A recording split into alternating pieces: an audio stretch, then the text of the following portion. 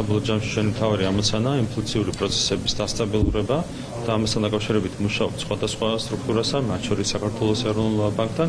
ფასებთან ბრძოლის 5 თვის შემდეგ ქართულ ოცნებას ინფლაციის რეკორდი წამოეწია. სტატისტიკურ მონაცემებს ვერ უარყოფენ, ამიტომ დღეს ირაკლი კობახიძე ცდილობდა ეთქვა, რომ ყველაფერს აკეთებს.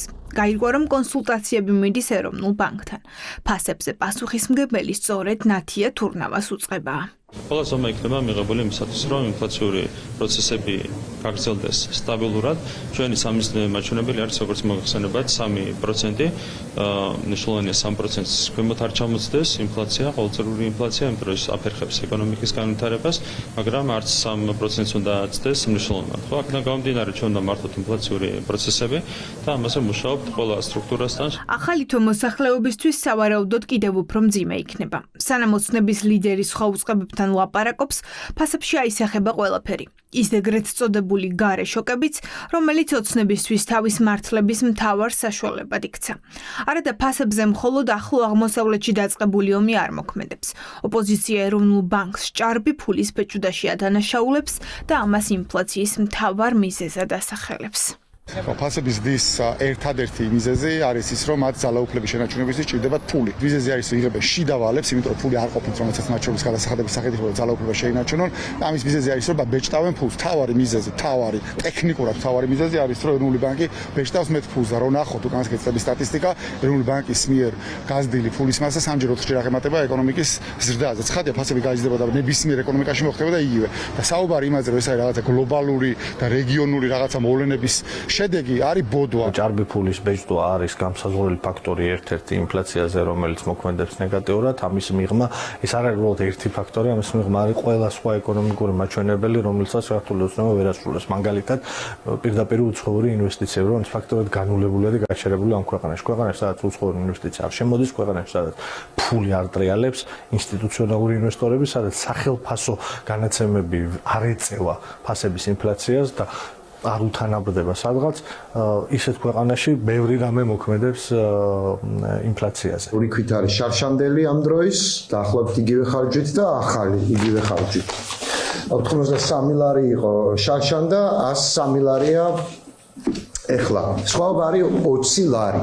ხო გვაინტერესებს ეს 20 ლარი რა არის? შიდა მაინინგში წავიდა 20 ლარი. ეგ არის ეგრეთ წოდებული საწარმოები, რომელიც ორია საქართველოში, მსხვილი ეს არის ქუთაისის და თბილისის საწარმოები და ორივე არის ბიძინა ივანიშვილის, მასთან დაკავშირებული საწარმოებია და ეს საწარმოები რომ იცოდეთ არ იხდის არაფერს. აპრილში ფასები იმაზე ორჯერ სწრაფად გაძვირდა, ვიდრე ეროვნული ბანკი გეგმავდა.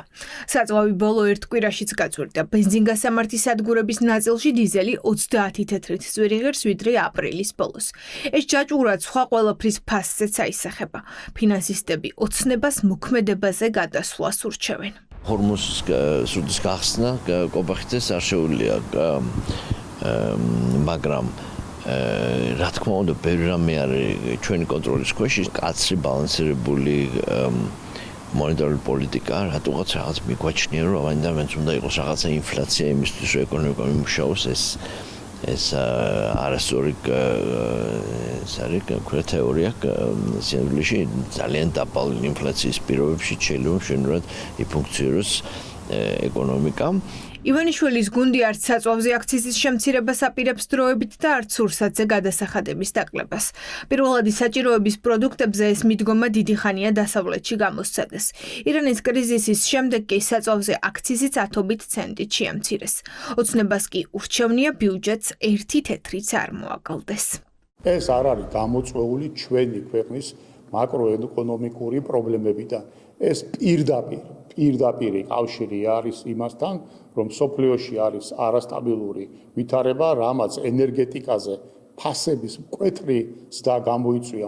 აქციზი შევამციროთ, დღგ შევამციროთ, გათვლილია, რომ ეს 800 მილიონ ლარზე მეტი, ასე ვთქვათ, რაოდენობის თანხის შემცირებას გამოიწვევს ბიუჯეტში. რას მოვაკლოთ კონკრეტულად, რა დავხუროთ?